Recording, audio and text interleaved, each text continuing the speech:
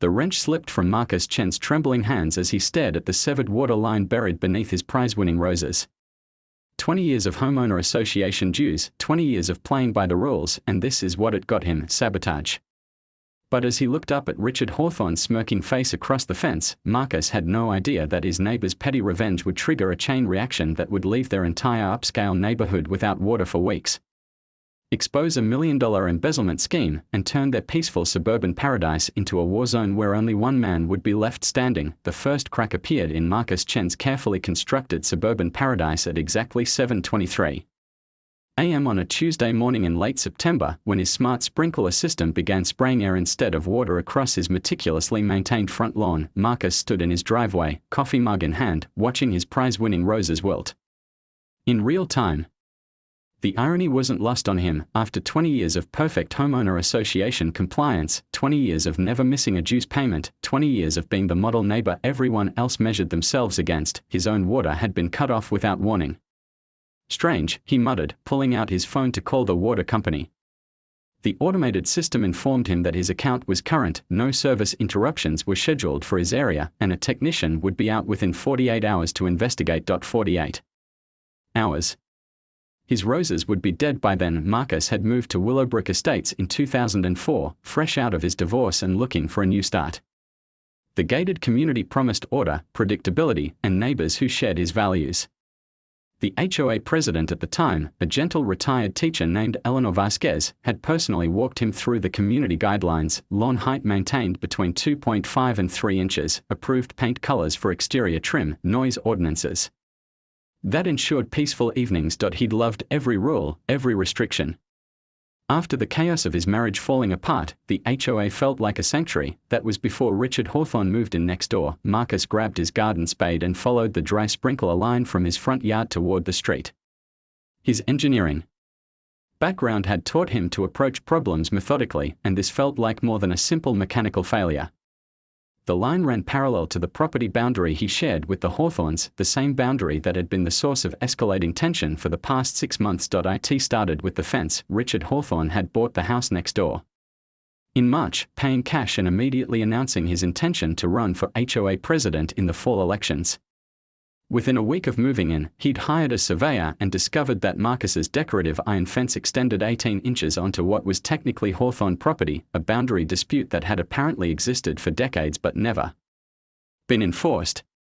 Nothing personal, Chen, Hawthorne had said during their first heated conversation about it. But property rights are property rights. That fence needs to move. The fence had been installed by the previous owner in 1998. Marcus had documentation proving he'd maintained it in good faith for 2 decades, and the local property law was clear. After 20 years of open and notorious possession, the strip of land was legally his through adverse possession, but Hawthorne didn't care about legal precedent. He cared about winning. As Marcus dug along the water line, following it toward the street, he could hear the sound of hammering from the Hawthorne backyard. Richard was building something back there, had been for weeks, always on weekends, always just before the noise ordinance quiet hours began at 8 p.m. The digging was harder than expected. The September heat was already oppressive at 8 in the morning, and sweat soaked through Marcus's polo shirt as he worked.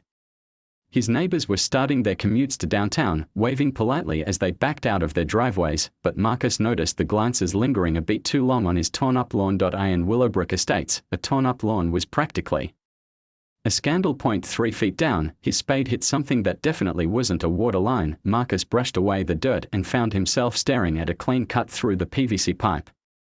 Not a break. Not corrosion. A deliberate cut, made with a saw. His hands started shaking. "Morning, Chen." Marcus looked up to find Richard Hawthorne leaning against their shed fence, a coffee mug in his hand and a smile that didn't reach his eyes. Richard was older than Marcus by about 10 years, with silver hair and the kind of expensive casual clothing that suggested old money. He'd moved to Willowbrook from somewhere back east, though he'd been vague about the details. "Trouble with your irrigation?"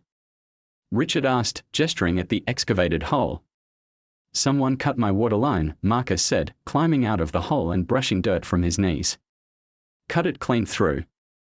Richard's eyebrows rose in an exaggerated expression of concern. "That's terrible. Kids these days, probably. No respect for other people's property. Marcus studied his neighbor's face, looking for any tell, any crack in the performance. But Richard had the controlled expression of someone accustomed to hiding his thoughts. Yeah, Marcus said slowly. Kids. You should report it to the police. And the HOA, of course. Vandalism like this affects all our property values. The emphasis on HOA wasn't subtle. Richard had been campaigning for president for months, going door-to-door with his platform of stronger enforcement and fiscal responsibility. The current president, Eleanor's successor Tom Morrison, was a nice enough guy but had let things slide.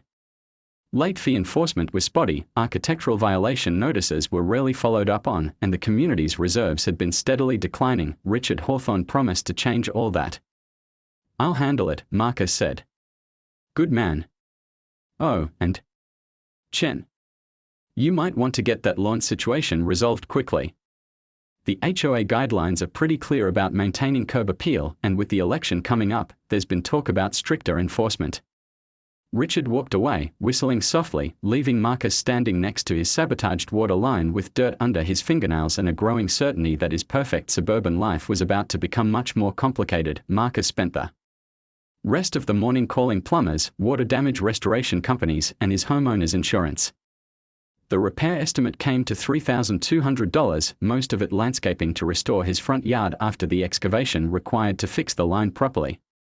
His insurance would cover the vandalism, minus his $1,000 deductible, but the claims adjuster wouldn't. Be out until Thursday. By Wednesday morning, his roses were showing serious stress. By Thursday, his front lawn looked like a lunar landscape of brown patches and bare soil. That's when the first HOA violation notice appeared in his mailbox. Notice of architectural and landscaping violation, the letter began, printed on official Willowbrook Estates letterhead. Property address, 1247, Maple Grove Lane.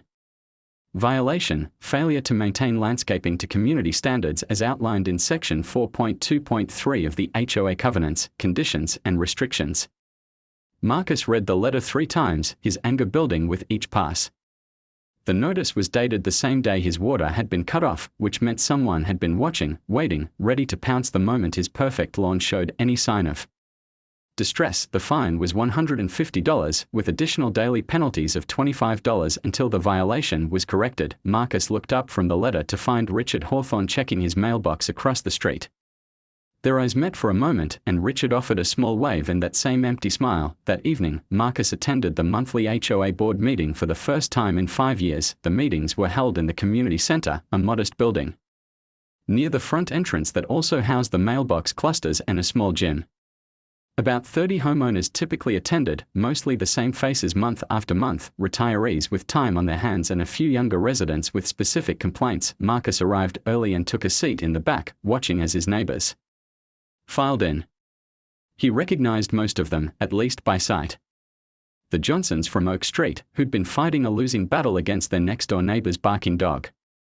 Mrs. Patterson, the widow who'd been trying to get approval for a wheelchair ramp for over a year. The Valdez family, whose teenage son's car had been the subject of 3 separate violation notices for parking on the street overnight. Normal people dealing with normal suburban problems. Richard Hawthorne entered exactly at 7, wearing a navy blazer and khakis, carrying a leather portfolio.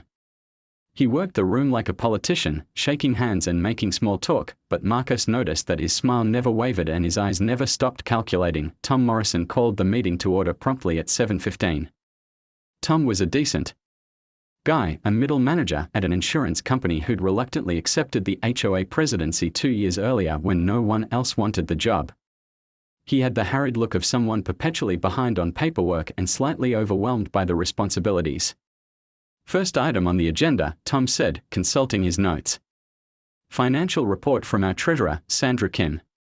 Sandra Kim was a CPA who lived on Pine Street with her husband and twin daughters.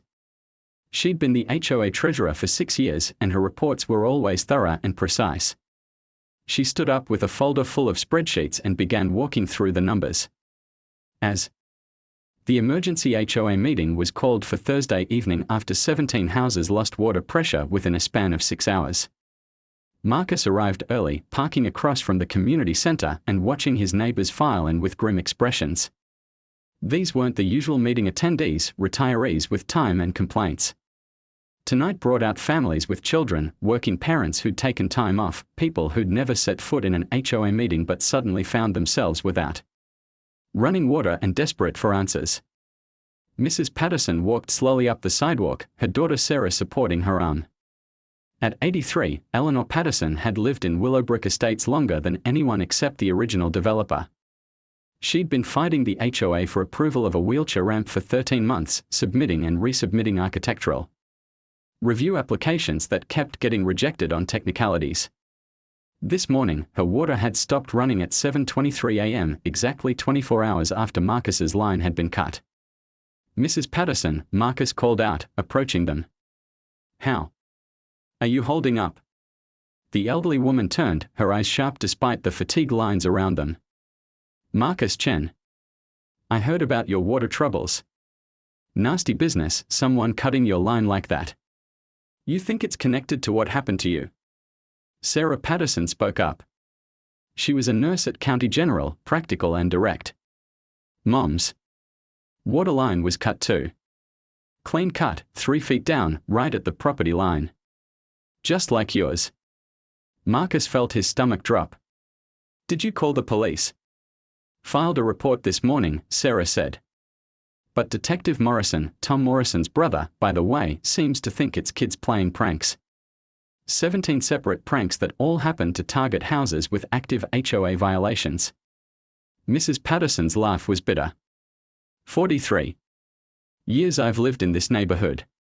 Raised 3 children here, buried my husband here, and now some newcomer thinks he can force me out by cutting off my water. You think Richard Hawthorne is behind this?" "I know Richard Hawthorne is behind this," Mrs. Patterson said. "Question is, what are we going to do about it?" Inside the community center, the atmosphere was electric with anger and fear. Marcus counted at least 70 residents, the largest crowd he'd ever seen at an HOA meeting. Tom Morrison sat at the front table, looking overwhelmed and exhausted. Next to him, Sandra Kim shuffled through financial reports with shaking hands. Richard Hawthorne sat in the front row, impeccably dressed as always, but Marcus noticed something different tonight. The confident smile was gone, replaced by a tight expression that suggested even he hadn't anticipated this level of chaos. Tom called the meeting to order at 7 sharp. "I know everyone's here about the water situation. Before we open the floor for discussion, I want Sandra to give us an update on what we know so far." Sandra stood up, consulting her notes. As of 6 p.m. tonight, 17 properties have reported complete water loss. All incidents appear to be the result of vandalism, deliberate cuts to individual service lines. The police have been notified, and we are working with our insurance company to assess coverage. A voice from the back shouted, "What about temporary water? My kids haven't had a bath in 2 days." The County Emergency Management Office is setting up a water distribution point in the front parking lot tomorrow morning, Tom said. "Bottled water and containers for basic needs." Marcus watched the faces around him. These were his neighbors, people who'd moved to Willowbrook Estates for the security, the predictability, the promise that their HOA fees would protect them from exactly this kind of crisis. Now they were being told to line up for emergency water-like disaster victims. "I have a question," Richard Hawthorne said, rising from his seat. The room fell silent. "Has anyone considered that these attacks might be coordinated? That someone with detailed knowledge of our community infrastructure might be targeting specific properties?" Murmurs rippled through the crowd. Marcus felt every eye in the room assessing him, calculating. He was the first victim, the one whose expertise in engineering made him the most likely suspect. "What are you suggesting?" Tom asked. "I'm suggesting we need to look at the pattern. Which properties were targeted, what they have in common, and who might have both motive and opportunity." Mrs. Patterson's voice cut through the room like a blade. "The pattern is simple, Mr. Hawthorne. Every house that's been hit has an active HOA violation. My wheelchair ramp application. The Johnson's dog complaint. The Valdez boys parking violations. Mr. Chen's lawn maintenance issue. She stood up slowly, her daughter helping steady her. At her full height, she was barely 5 feet tall, but her presence filled the room. The question isn't who has the engineering knowledge to cut water lines, she continued, her voice growing stronger. The question is who has access to HOA violation records and a motive to intimidate homeowners into compliance. The silence stretched for 10 seconds. Marcus could hear the air conditioning humming, could smell the fierce sweat of 70 frightened neighbors. Richard's voice was perfectly controlled when he responded. Are you accusing me of something, Mrs. Patterson? I'm stating facts, Mr. Hawthorne. You moved here 6 months ago. You immediately announced your candidacy for HOA president on a platform of stricter enforcement. You've been campaigning door-to-door, documenting violations, building your case for why the community needs your leadership. She paused, letting the implication hang in the air. And now, 3 weeks before the election, homeowners with violations start losing their water. Quite a coincidence. Richard's face flushed red. This is ridiculous. I'm the victim here too, my campaign, my reputation, everything I'm trying to build for this community is being destroyed by some lunatic with a grudge. Are you a victim? Mrs. Patterson asked quietly. Because I notice your water is still running just fine. The room erupted. Voices raised in anger, accusations flying, neighbors turning on neighbors. Marcus watched it all with a growing sense of dread. This was exactly what someone would want: chaos, fear, community bonds dissolving into suspicion and paranoia. Tom Morrison banged his gavel repeatedly, trying to restore order. Everyone please. We need to work together on this. Work together. Dave Restrepo stood up, his plumber's instincts focused on practical problems. Tom, we need to shut down the entire water system. If someone's systematically cutting lines, we could have contamination issues, pressure problems that cascade through the whole network. We can't shut down water to the entire neighborhood, Sandra protested. The liability of not shutting it down could be worse, Dave interrupted. I've been thinking about this all day. Our main lines are 25 years old, running at capacity. You start relieving pressure in random spots, the whole system goes unstable. Marcus felt a chill of recognition. His engineering background was screaming the same warning. Dave's right. The water system isn't designed for random pressure drops. It's a closed loop. You compromise the integrity in multiple locations, you risk cascading failures. Meaning what, exactly? Tom asked. Meaning, Marcus said, standing up to address the room, whoever is doing this might not understand the consequences. They think they are making a point about rule enforcement, but they could bring down water service for the entire neighborhood. Richard Hawthorne's face went pale. For just a moment, Marcus saw something flicker in his expression, not guilt, but fear. The fear of someone who'd set something in motion without fully understanding the consequences. The meeting dissolved into smaller groups, neighbors clustering together, sharing information and theories. Marcus found himself surrounded by the other victims, Mrs. Patterson, the Johnsons, Maria Valdez, whose teenage son Miguel had been parking his car on the street. So what do we do? Asked Jim Johnson. The police think it's kids. The HOA thinks it's some random vandal. Meanwhile, we are hauling water from the emergency station like refugees.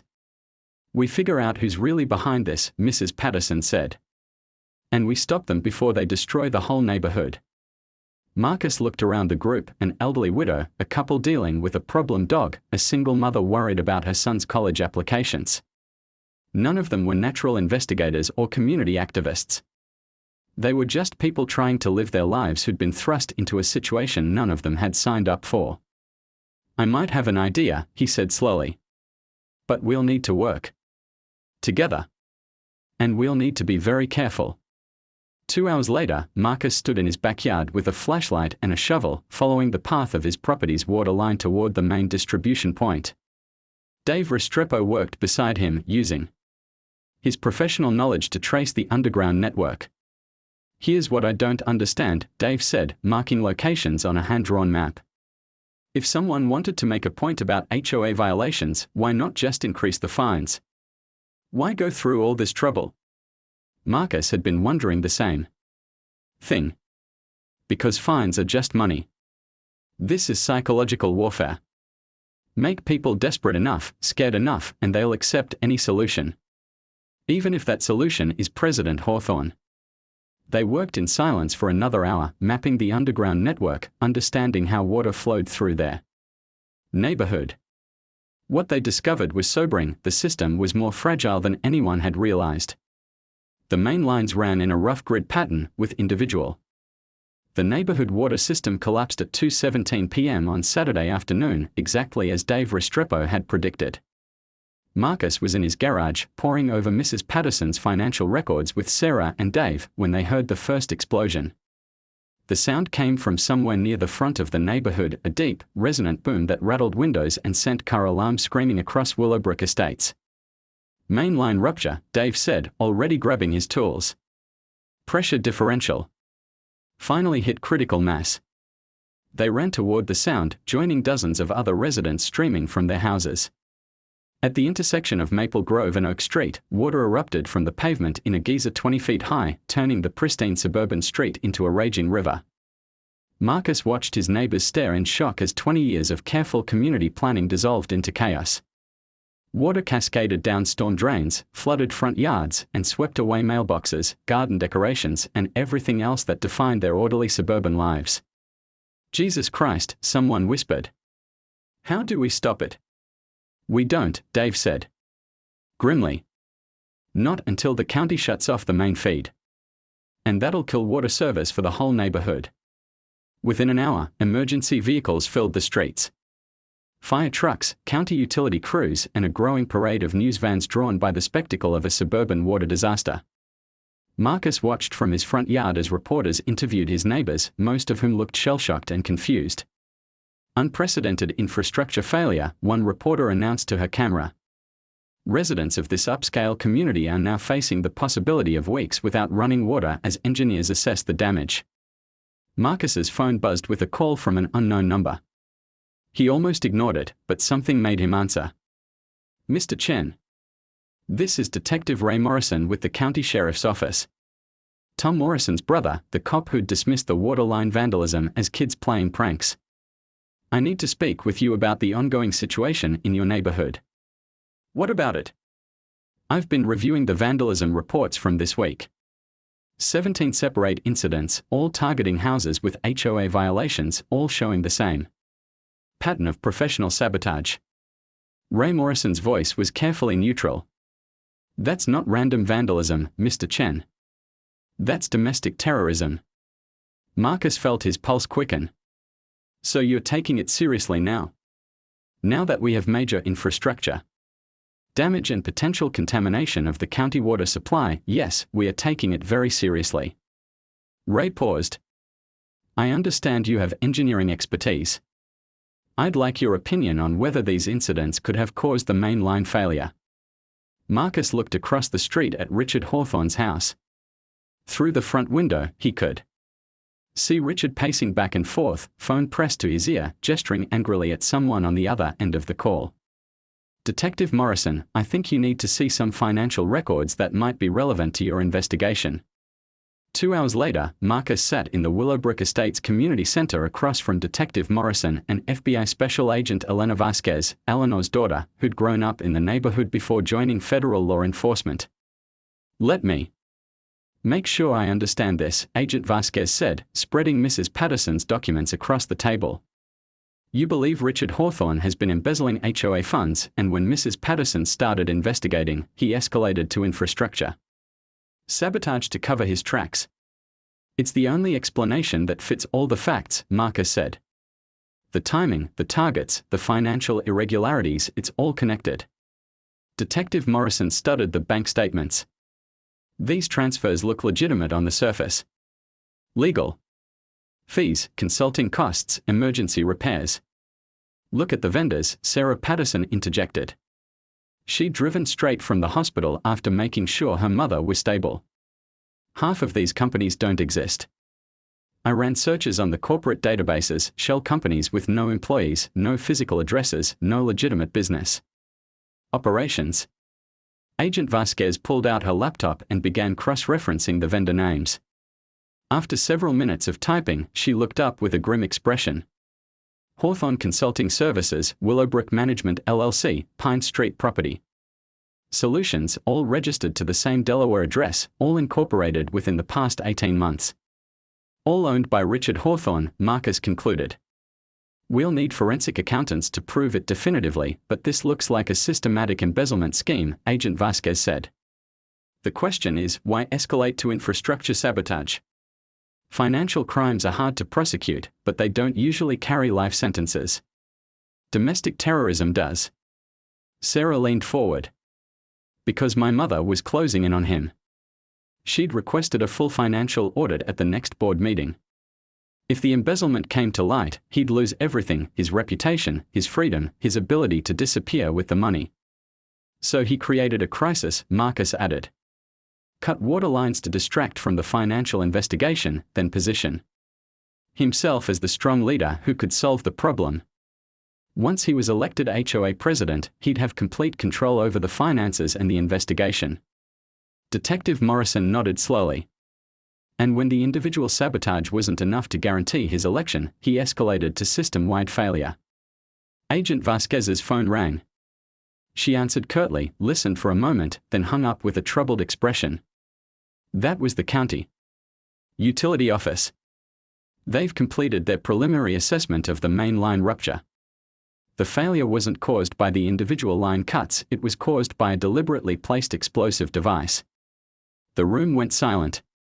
Explosive device. Marcus repeated. Small charge, precisely placed to maximize damage while minimizing the risk of casualties. Professional work, someone with engineering or demolitions knowledge. Marcus felt the last piece click into place. Richard Hawthorne worked for a defense contractor before he moved here.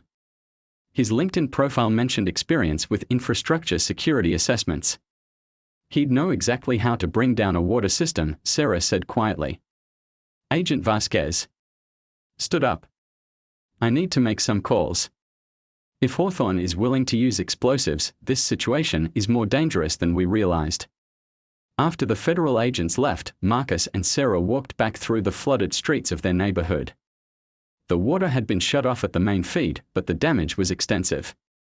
Cars sat abandoned in flooded driveways, and many of the expensive landscaping projects that defined Willowbrook Estates had been washed away entirely.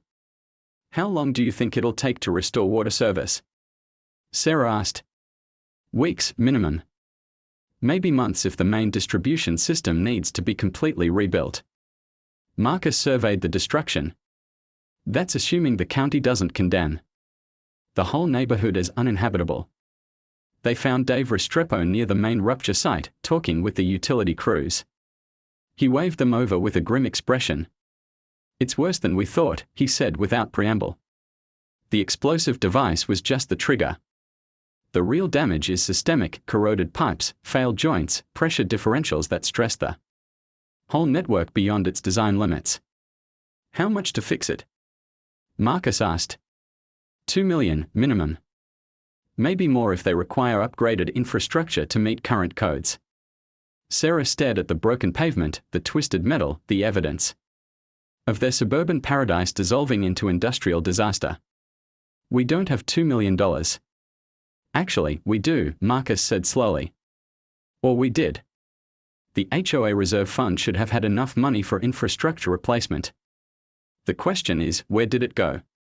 That evening, Marcus sat in his darkened living room, drinking warm beer by candlelight and trying to process the magnitude of what had happened to his life in less than a week.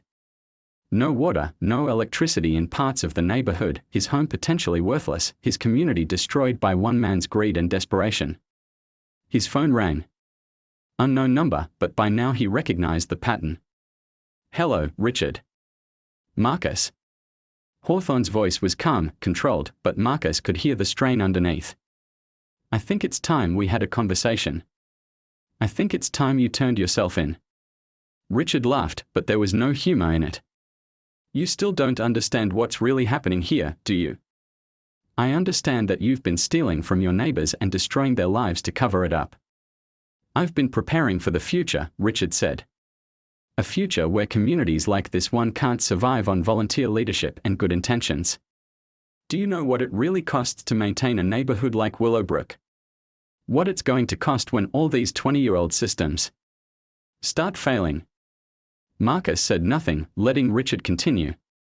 The HOA was broke, Marcus had been for years. Tom Morrison and his predecessors spent the reserve funds on cosmetic improvements while ignoring infrastructure maintenance. We were one major system failure away from bankruptcy. So you decided to steal the money instead of fixing the problems. I decided to consolidate resources and make the hard decisions that needed to be made. Yes, I transferred funds to accounts I controlled. But that money was always intended for community improvements, just implemented more efficiently than the current system allows. Marcus felt a chill at the casual way Richard justified his crimes. And the waterline sabotage. The explosives. How does terrorizing your neighbors fit into your efficiency model? Richard was. Mrs. Patterson looked impossibly small in the hospital bed, surrounded by machines and 4 lines, but her eyes were sharp as steel when Marcus arrived at 11:47 p.m. 17 minutes, she said without preamble. That's how long you have before the night shift nurse comes back. Sarah squeezed her mother's hand. Mom, you should rest. I'll rest when that monster is stopped. Mrs. Patterson's voice was weak but determined. Marcus, I need you to listen very carefully. Everything I'm about to tell you, I learned from my late husband. Marcus pulled his chair closer to the bed. Your husband? Frank worked for the county planning department for 38 years. When Willowbrook Estates was being developed, he was part of the infrastructure approval process. Mrs. Patterson's breathing was labored, but her words were precise. The original development plan included a secondary water system, a backup network that was supposed to be installed but never was. What do you mean? The developer, Willowbrook Properties, took the money for the backup system but only installed the primary network. Frank knew about it but was told to keep quiet. Too many people had already bought houses based on the approved plans. Marcus felt his blood run cold. So our entire neighborhood has been running on a system that was never designed to be the only water source. Exactly. And Marcus, Frank kept copies of the original blueprints. They are in our garage, in a metal filing cabinet behind his workbench. Sarah leaned forward. Mom, why didn't you ever mention this before? Because I promised. Frank, I wouldn't. But that was before someone started blowing up our neighborhood. Mrs. Patterson gripped Marcus's hand with surprising strength. Richard Hawthorne knows about the backup system. That's why he was so confident he could solve the water crisis. He's been planning to install the missing infrastructure and take credit for saving the community. Marcus's mind raced through the implications. The embezzled money was supposed to pay for the backup system installation. But Richard got greedy. He thought he could create a crisis, steal the money, and still position himself as the hero who solved everything. Except the explosives changed everything, Marcus said. Now it's not about looking like a hero, it's about covering his tracks before the FBI finds evidence of the missing system. Mrs. Patterson nodded weakly. Frank's blueprints prove that Richard knew about the infrastructure deficiency from the beginning. They show premeditation, planning, conspiracy, everything the FBI needs to put him away forever. Sarah checked her phone. The nurse is coming back. We need to go. Mrs. Patterson grabbed Marcus's arm one more time. The filing cabinet combination. Is Frank's birthday August 12, 1954. The 8th of December, 54, and Marcus. Yes? Richard Hawthorne isn't his real name. Frank ran a background check when he first moved in, just out of curiosity. His real name is Richard Holloway and is wanted by the FBI for a similar infrastructure fraud in Colorado. Marcus felt the world tilt. He's done this before. 3 times, at least. Find those blueprints and you'll have everything you need to stop him. Marcus and Sarah drove through the empty streets of Willowbrook Estates in tense silence. The neighborhood looked like a war zone, abandoned cars, flood damage, emergency vehicles parked at random intervals. Most houses were dark, their residents having evacuated to hotels or friends' homes outside the disaster area. There, Sarah said, pointing to her mother's house. Mom's car is in the garage, but you should be able to squeeze around it. They parked in the driveway and approached the garage carefully. Marcus had no idea if Richard was watching them, but after the discovery of the explosive devices, he wasn't taking any chances. The garage was cluttered with decades of accumulated belongings, but Frank Patterson's workbench was exactly where Mrs. Patterson had described it. Marcus found the metal filing cabinet and tried the combination, the 8th of December, 54. The lock clicked open. Inside, he found manila folders filled with county planning documents, infrastructure blueprints, and correspondence dating back to the original Willowbrook Estates development in 1998. The backup water system plans were in the third folder, marked confidential, not for public distribution. Marcus spread the blueprints across the workbench, using his phone's flashlight to study the detailed engineering drawings. What he saw made his stomach drop. The primary water system that served their entire neighborhood was designed to handle only 60% of the planned capacity.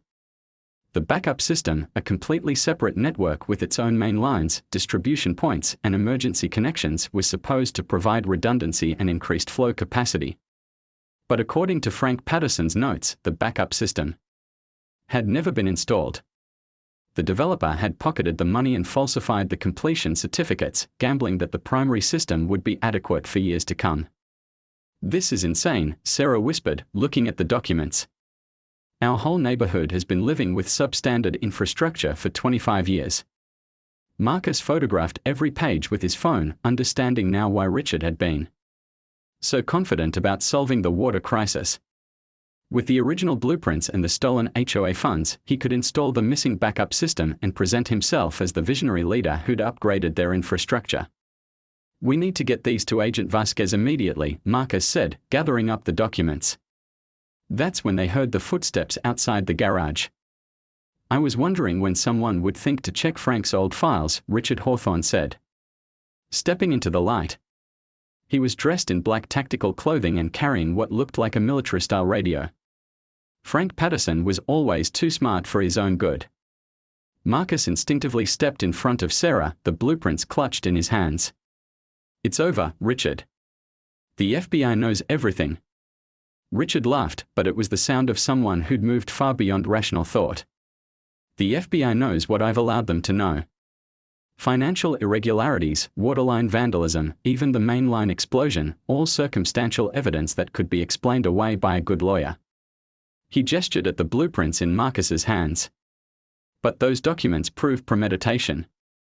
They show that I knew about the infrastructure deficiency before I moved here, that I planned the whole operation from the beginning." Richard's smile was cold. "Which is why they are going to disappear tonight, along with the 2 witnesses who found them." Sarah grabbed Marcus's arm. "Run," she whispered.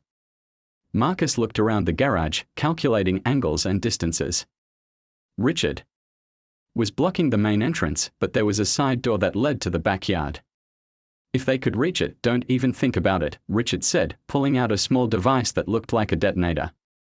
"I have remote access to all 27 explosive devices. One button press and this entire neighborhood becomes a crater." Marcus felt his blood freeze. "You're bluffing. You'd kill yourself too." "Would I?" Richard held up the radio. "I've been coordinating with my extraction team for the past hour. In 30 minutes, a helicopter will pick me up from the community center parking lot. By the time those devices detonate, I'll be on my way to a country that doesn't have extradition treaties with the United States." Sarah's voice was barely a whisper. "You're going to kill everyone. I'm going to eliminate the evidence and the witnesses. The explosion will be blamed on aging infrastructure and methane buildup, a tragic accident that could have been prevented if the community had invested in proper maintenance." Richard checked his watch. 27 minutes until extraction. Plenty of time to clean up loose ends. Marcus looked at the blueprints in his hands, understanding that these documents represented the only proof of Richard's long-term planning and premeditation. Without them, he might actually get away with everything. "What if I make you a deal?" Marcus said. What kind of deal? I'll give you the blueprints. I'll tell the FBI that we found nothing in Frank's files. In exchange, you disarm the explosives. And leave the neighborhood alone. Richard appeared to consider it. And in 10 years, when you decide to change your mind and tell the truth. In 10 years, you'll be long gone and it won't matter.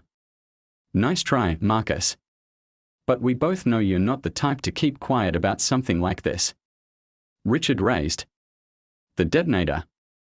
I gave you a chance to resolve this quietly yesterday. You chose federal agents over neighborly cooperation. Marcus saw Sarah tense beside him, preparing to run. He squeezed her arm gently, trying to signal her to wait. There's something else, Marcus said. Something you don't know about the backup water system. Richard paused. What do you mean? Marcus held up one of the blueprints, pointing to a section he'd noticed while studying the documents. The backup system wasn't just designed for water distribution. Look at this annotation: dual-purpose infrastructure, water and natural gas distribution. Richard's eyes narrowed. You're lying. The same trenches that were supposed to carry backup water lines were also supposed to carry natural gas lines. But if the water system was never installed, that means the gas lines might not be properly isolated. Marcus let the implication hang in the air. If you detonate those explosives near the gas distribution points, you won't get a controlled demolition. You'll get a neighborhood-sized fireball. For the first time since entering the garage, Richard looked uncertain. Your extraction helicopter won't be able to get anywhere near this place if there's a